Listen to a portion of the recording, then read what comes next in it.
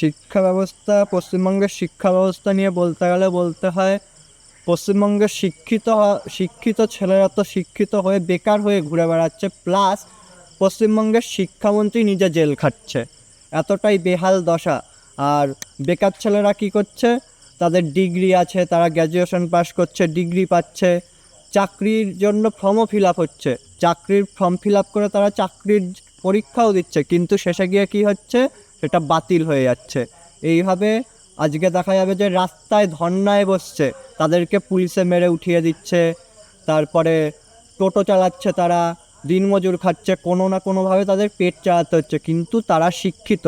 আর যদি বলতে হয় হচ্ছে বেশি কিছু, তাহলে বলতে হয় যে এখন ভাতা, মানে পশ্চিমবঙ্গে এতটাই ভাতার পরিমাণ বেড়ে গেছে, ভাতা দিয়ে যেমন ইদানিং বেকার থাকলে ভাতা ঢুকছে,